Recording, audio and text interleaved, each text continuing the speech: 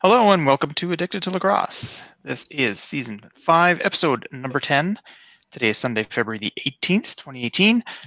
I'm Graham, that's Tyler, that's Melissa. We are getting started already. One bit of news, which is kind of NLL related and kind of not.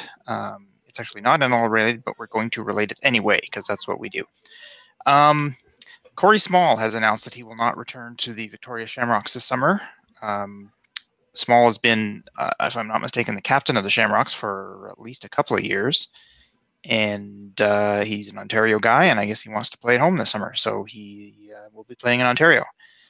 My question is, could we see the Stealth trade him east as well if he would prefer to play in this area of the continent?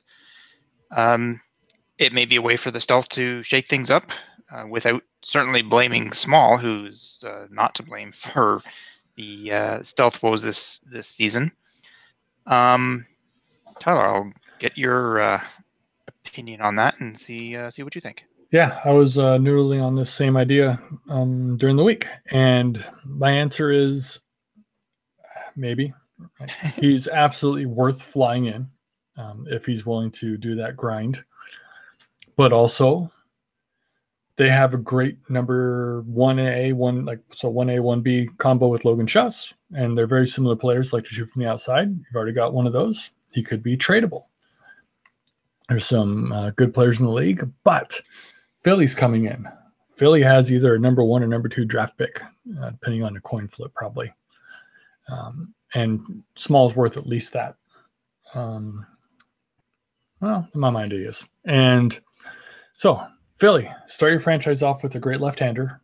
And then Small doesn't have to travel across country every weekend, which he may not want to do, but he may want to. If the Stealthman have him under contract for a couple of years, then he's gonna do it regardless, I guess. But also, even though they have a contract, they can trade him. And Stealth rarely have draft picks, so they could get a number 1 or number 2 draft pick for Corey Small. Could be worth it. Could be something to bring in a young player that Stealth haven't done in a while with a high draft pick. They bring in rookies, but not like a number 1, number 2 kind of player who has huge impact, like we see Josh Byrne, Zach Currier, Jake Withers doing for their teams this year. So I would be, and based on the team's success this year, you got to try stuff. So I'd be receptive to that trade. It would not be too heartbreaking to lose such a great player, considering the fact that we have a great player and they're not winning. So you got to try something. Melissa, you got any thoughts here? It doesn't surprise me. I know a lot of the guys from the East Coast find it really stressful and frustrating to keep traveling out to the West, and I'm sure that it takes its toll after a while. So it doesn't surprise me. I wouldn't be surprised if we see some kind of a trade or something, some kind of maneuvering of him to the East next season. So. Yeah.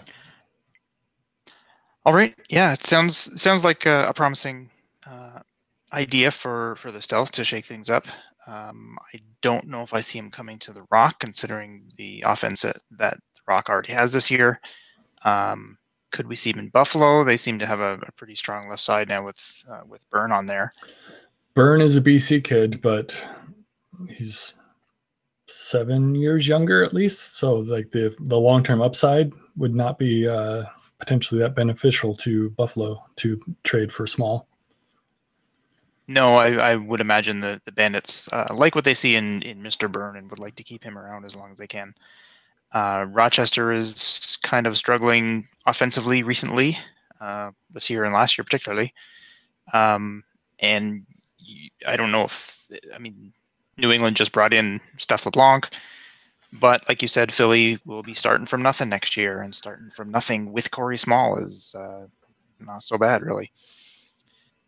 All right, let's get to the games of the week. We have 4 of them, and I'll just cover them quickly. We had Calgary beating Vancouver on Friday night, Georgia downing Toronto in overtime on Saturday, Rochester over Saskatchewan on Saturday, and Colorado smashed New England pretty well today. I didn't see that game, but just looking at the final score, they looked like they were pretty much in charge. Actually, no, that's not true. They looked like they were going to be in charge, and then New England came back, and then Colorado took over again. Yeah.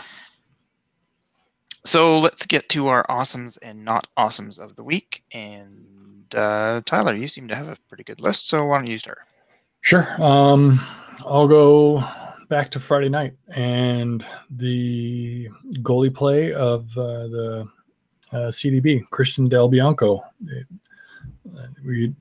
Both you and Melissa talked about him last week, and this week he continued to have a great game.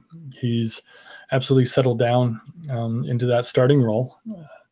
The Stealth Classified podcast had Kurt Malowski on, and he basically was saying, yeah, he's our number one guy now. Even like Chilian was young, he's got more experience, but the way he's playing right now, they've got Del Bianco as their number one. So they kind of left no doubt about it.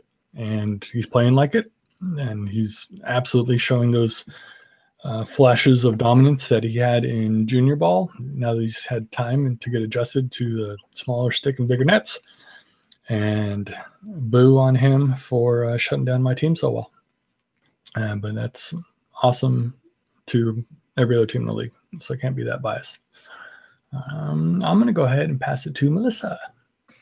All right, so I'm going to stick with the whole Del Bianco because his pass to Zach Currier and towards the end of the first quarter, it was just one of those absolutely most beautiful transition goals that you see.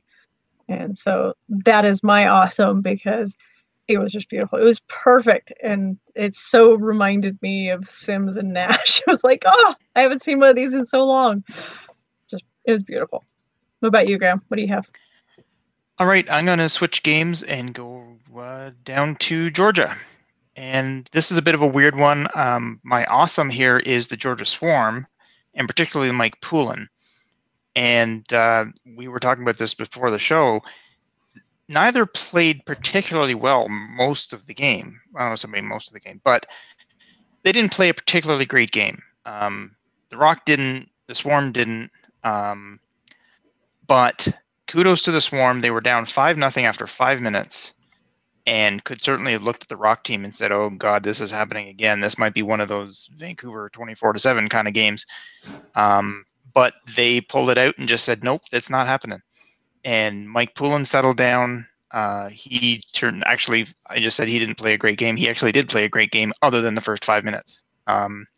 He had 5 goals in 5 minutes and 8 the rest of the game. So he made some really great saves. He's one of those goalies that I guess any goalie can really get rattled if they let in a bunch of goals in a short period of time. And, that can be really devastating to their confidence. Poulin seems to be one of those guys where he can just say, okay, put that behind you. Don't worry about those. Move forward and deal with the next shot. Don't worry about the previous one. And get his confidence back. And he used to do that in Calgary. He'd have a stretch where he'd give up a bunch of goals. And it's almost like he would signal to the bench and say, take me out now. He'd be taken out. Backup goalie goes in. A minute later, Poulin's back on the floor, and he's a different guy entirely. And without actually leaving the floor this time, that seems to be what he did. And he was really good after that. And that gives the rest of the team confidence. And they came back and played a pretty decent game after that, and obviously won in overtime. So, yeah, so Georgia Swarm and Mike Poulin are my first awesome. Tyler, what do you got?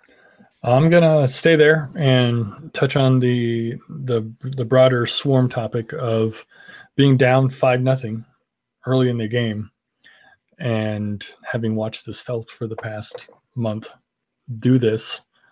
It's like, oh, yeah, too bad, so sad.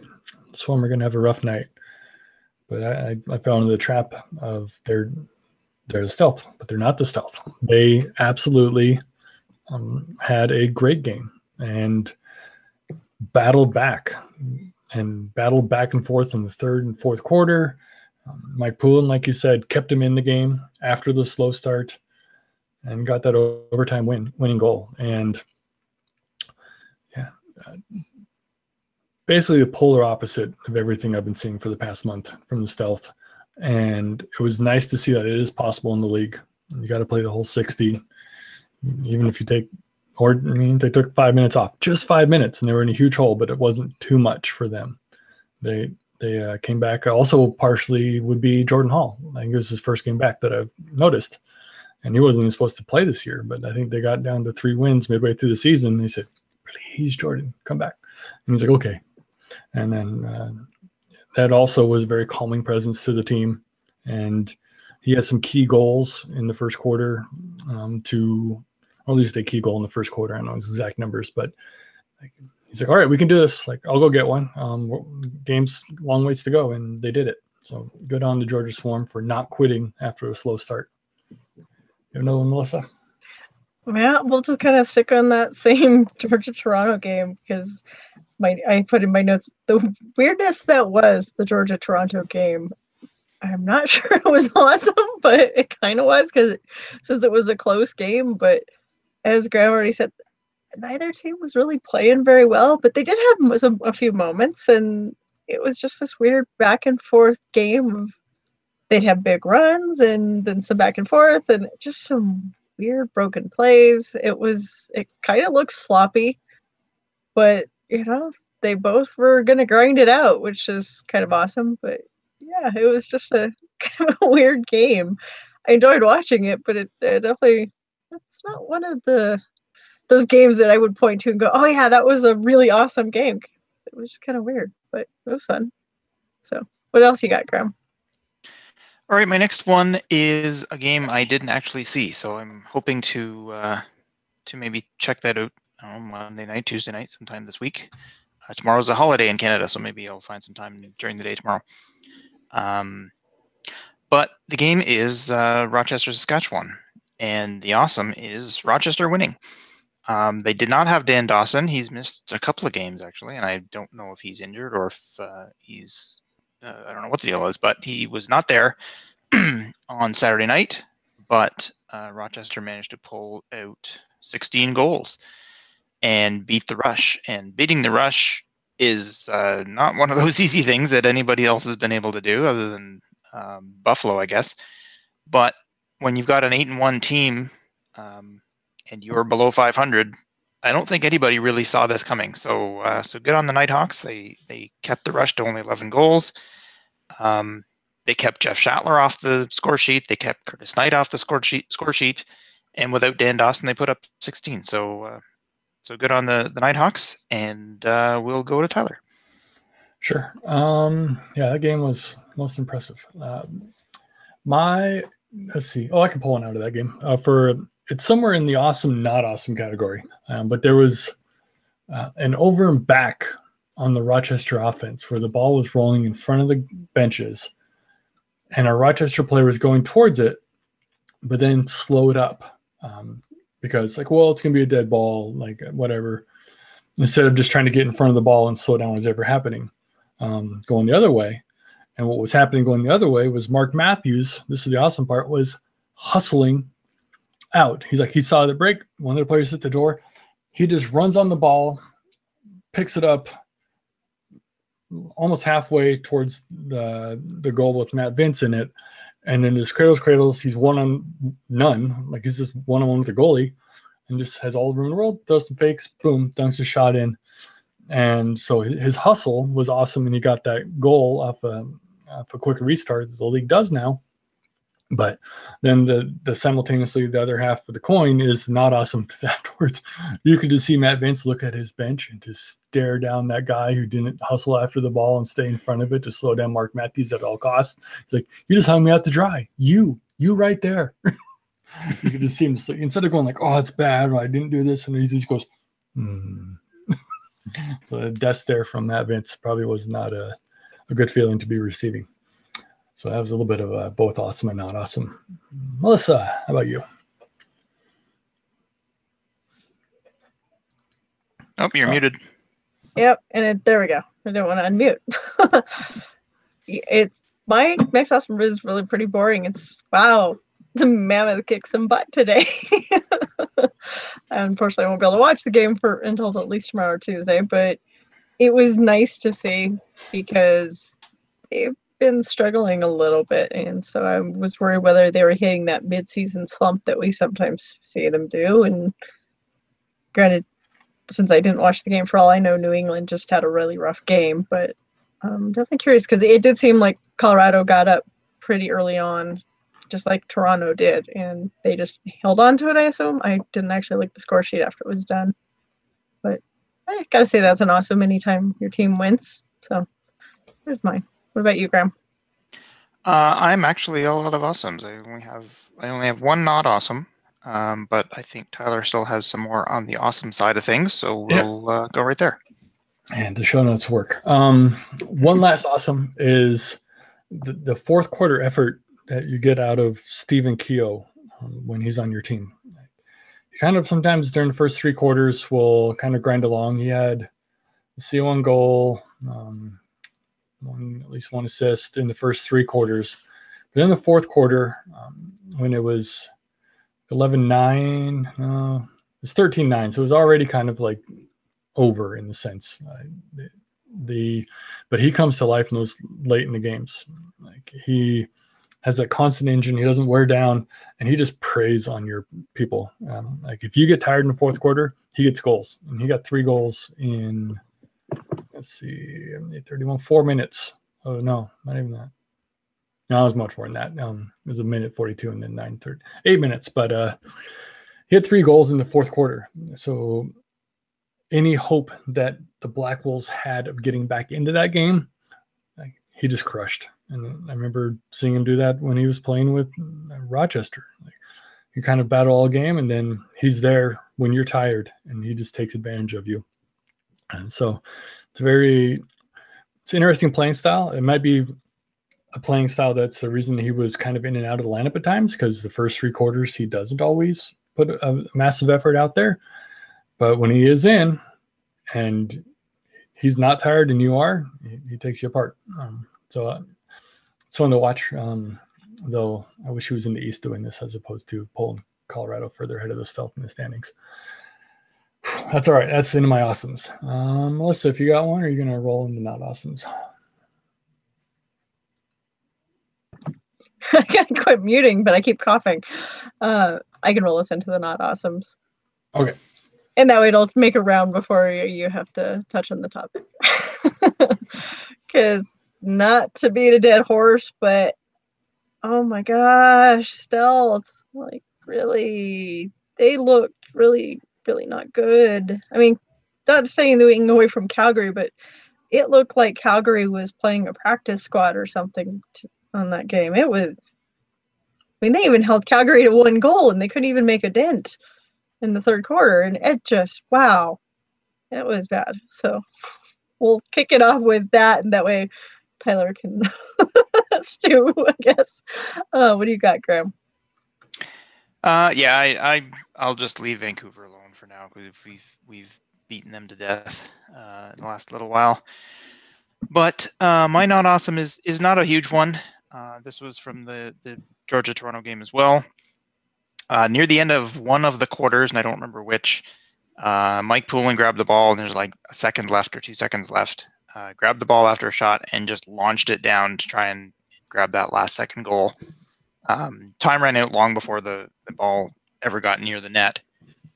But the weird thing was Mitch Belisle, who is in the early stages of his broadcasting career, but I think he's been doing an excellent job. He said that as long as the ball leaves your stick before time runs out, it will count if it goes in the net. And this is just plain wrong. That has never been a rule, as far as I know, in the NLL. I don't know if it's a rule somewhere else, like in the MLL, but we were talking before the show started, and Tyler didn't think that was a field lacrosse rule either. So I mean, he knows the NLL. He's been in it for years. He just retired, so it's not like, well, the rules when I played 7 years ago were like this. So yeah, I was shocked that not only does he know the game and know the league really well, and he's been doing a great job as a broadcaster, he just got that rule dead wrong. So that was really bizarre. Tyler, you have another one? Or I guess your first one. Yeah, my first one, even though I did kind of half one earlier for that poor forward from Rochester. The thing I noticed today watching Georgia especially with Jordan Hall back, is Johnny Palace's lack of impact. He's been in 7 games this year, scored 3 goals and 11 assists, 14 points. He's only 24. He's won 4 titles in the league already. And he's been traded for high worth and high value. But at this point, like, is he the 4th best lefty on his team? I don't know if we got Jesse King, Shane Jackson, Jordan Hall, and then you got Johnny Palace. I think that's where I would rank him. And then going to the next step further, expansion protection. Do you even protect Johnny Palace? Probably, but it's interesting. Like, he's getting down the line. Like, you only get 5 forwards. He's your 4th best lefty. What are they going to do with somebody like him? And where is he headed right now with the production he's putting out? So that's something that caught my eye today as they were called his name. I was like, oh yeah, him. And I looked at what he's doing. It's like, ooh, it's not that great. Melissa, do you have another not awesome? So my not awesome it's another small one, but for as strong as the Mammoth started, the announcers during the Calgary Vancouver game were talking how there might be fighting for second place, but probably third. It was just like, oh my God, Calgary really is right on their tail now. And for as bad as they started, the fact that it's so close now is just, oh my goodness. And so that has to be my not awesome, because they start off so strong and they've just been struggling. Like I said, I was worried they were hitting a mid-season slump, and now Calgary, I think, is only 2 games back. And so that's a lot closer than one you'd expect for the way the season started, and 2, just, oh my gosh. So yeah, not liking that. What about you, Graham? It is a little weird that for a few weeks the Swarm guys were saying, well, or not Swarm, the Stealth guys were saying, yeah, we're not doing so great, but all we have to do is beat Calgary and we're in the playoffs. And we're only a game or 2 back at Calgary. Well, suddenly a couple of weeks have gone by and now they're 3.5 back at Calgary. And Colorado's worried about having to beat Calgary to stay in second place. So, and we mentioned this last week. I think Calgary is probably the hottest team in the league right now, with Buffalo right behind them. And so, yeah, so suddenly all we have to do is beat Calgary is a much bigger deal than it was a couple of weeks ago. Well, especially for the Mammoth and Calgary and the playoffs. Not something we want to be looking at. They'll make for some exciting games, though, won't they? For Calgary. For Calgary. That's it. I don't have another not awesome this week. Tyler, you have a couple more? I'll do one more. And I missed it last week when I was traveling, but Dan Dawson's out, and he's missed his 2nd straight game. And that is so not Dan Dawson-like. He's been a consummate Iron Man of the NLL, playing every game for 10 or more years. And now he's missed 2 in a row. And they weren't really talking too much about why, because, the gamesmanship of not giving away information. But I'm sure the people that need to know and players know, because they all talk somewhat. But and the weird part is the offense is not struggling without him. They beat the Rush. They put up 16. It's a little bit of a paradox there, trying to figure out what's happening. But it's a bummer.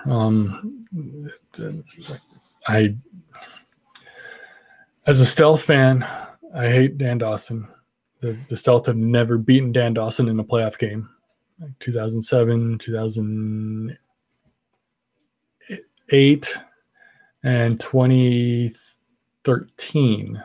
Like, he beat the Stealth all the times they've met. So he's a thorn in our side, but he's also a great player and a good person. Like, you can see he's just in it for the right reasons, likes to play, and he's never chippy. He's never a problem. So it's a bummer that he's out. That's not awesome. And it's weird that the Rochester isn't suffering without him. But that's that. Anything more for you, Melissa? Nope, I'm out of notes. What about you, Graham? I actually do have one more that I forgot about until now. and it's actually an awesome. And it will go to the Georgia Swarm once again. 5,052 people listed as the attendance for Saturday night's game. And we've seen in the past that their attendance numbers that are reported from Georgia tend to be inflated a little bit. But I sort of noticed that while watching the game, that the stands were actually reasonably, I mean, I wouldn't say reasonably full, but they were more full than they've been for a lot of Swarm games that we've seen. Now, I think they had country music night, and they had a country music star from probably from the Georgia area playing at halftime, and he actually played a post-game show as well. And I'm not a country music guy, so I didn't even recognize the name, so I don't know how big a star he is, but if it takes that to get people in, and they get people in, then good for them. So I don't know if it actually was 5,000 people, but as far as I could tell, it was noticeably more full on Saturday night than in a lot of previous Swarm games. So good on them. Tyler, any more? I was going to skip my last one because it felt like irrelevant, but you said what you said. Rochester announced 6,100 and change for their game, and the stands looked bleak. Like late in the fourth quarter, great game, and there's just sections on camera where you could just count the people. So maybe everybody was sitting up high, but I was a little optimistic on the numbers they posted compared to what I was seeing. So I was going to skip that one, but since you brought up attendance, we'll go with it. Now I'm done. All right. Okay, then we will move on to our predictions from last week, and we all made the same predictions, and stunningly, we all had the same record. And that was 2-2. We all got Calgary right and Colorado right, and the other two wrong. That brings our overall records. Tyler is a bronze medal at 20 and 21. I get the silver at 24 and 17, and Melissa is the gold medal winner at 25 and 16. And I have not made my picks for next week, so one of you will have to go first. And it's always Melissa because she's always in first. So go ahead, Melissa. I guess that's a good issue to have. All right. With Rochester coming off this hot streak, they have to go in against Buffalo feeling really good. They just beat the Rush. And as we've discussed before, I really don't think they have a strong goalie situation. So I think Rochester going up against Bouquet is just going to be a little stronger. So I'm going to pick the Nighthawks. With the Roughnecks and the Rush, that one actually was a little harder pick than I was expecting, because normally you just default to the Rush. But the Roughnecks looked really solid this past couple weeks. So they're actually probably going to be a better opponent than they would have a few weeks ago. So I'm going to go with the Rush, but I think it's going to be a much closer game than we've seen previously. So I wouldn't be surprised if that one actually goes to overtime. With New England and Vancouver, that's another one that's tough because both teams haven't been playing very well. But you know what? I'm actually going to go with a little bit of probably the underdog. I am going to pick the Stealth. I think they've had their moments of where they're looking good, and so the fact that New England has to fly in to Vancouver might actually help the Stealth, and I think they're about ready for another win. So I think I'm going to pick them. What about you, Tyler? Alrighty. Yeah, the Rochester-Buffalo, great rivalry game. Rochester had a great weekend. Their offense is clicking a little bit, but you get those great games out of Bouquet at home. I think aside from losing to the Stealth, he's been quite solid there. Even then, it wasn't like he gave up a ton of goals. So I'm going to go ahead and pick Buffalo at home. This is a really tough one for me. But also tough is the next one, Calgary at Saskatchewan. And we're going to figure out how hot are the Roughnecks. They've won 3 in a row, but they haven't really beaten necessarily the cream of the crop. And we'll see if they come back crashing to reality or not. They have their moments, but I'm picking the Rush to win that game, especially with the Rush at home. Finally, New England traveling to Vancouver. It's a long, awful trip for players from the East, but reality is you can't consider that to be the truth. They were just talking about today, like, so we're going to rest Aaron Bold, and we played Doug Jamieson today because Bold has to travel so far to get in. It's like, he does that every week. Like, that made no sense. The logic behind the if you listen to play-by-play discussion today around the reason they started Doug Jamieson over Aaron Bold was ludicrous. But they said, but next week he'll be home and rested because he's a BC person. Well, I think he's from BC, but I think he lives in Ontario. So I don't know what they're talking about. Maybe he even lives in like Edmonton or Alberta. Yeah, anyways, it was a terrible discussion based on conjecture, and I don't think any truth. And it leaves me rambling. The players for New England aren't all traveling from tiny New England, middle of nowhere, to Vancouver. They're all coming from like Toronto. It's an easy flight. And the Celtics aren't that good. So New England will win that game for me. Graham, there you go. All right. And I literally just changed one of my three. I'll start there, I guess. I started with Calgary, Saskatchewan, or I will start with Calgary, Saskatchewan, and I had Calgary picked for the entire time that both of you were talking until just as Tyler finished. And I said, nah, I can't do it. Calgary's played really well in the last 3 games, and Saskatchewan didn't play great on Saturday in Rochester, but they're still in the Saskatchewan rush. I gotta believe they're gonna come back, especially like you said at playing at home. I think it will be a close game. I think they'll give the Rush. Calgary will give the Rush a run for their money, but at the end of the day, I still got to go with the Rush. Back to Rochester Buffalo. Bouquet seems to have been playing a lot better at home than on the road. This is at home, so we'll give him an extra point there. And Buffalo just seems to be playing really well in the last couple of games. Rochester will have some confidence after beating the Rush, but I'm going to go with Buffalo. And New England, Vancouver, actually all 3 games this week were tough to call. Vancouver has played better in the last few games, even when they did lose. But I still think I'm going to go with New England on that one. And I really would not like to see the South at 1-10, but there you go. I guess that will do it, unless you guys have any other topics that you want to talk about. Oh, we're definitely going to see some change up in the standings next week. Yeah, we got some differences. Mm-hmm. Actually, at one point, while I had Calgary picked, my 3 picks were entirely different from Melissa's, so that would have been interesting. But now if Calgary does come back to win, I'll be mad, but whatever. I guess that will do it. So this has been another episode of Addicted to Lacrosse. For Tyler and Melissa, I'm Graham. Thanks for listening, and we'll see you next week.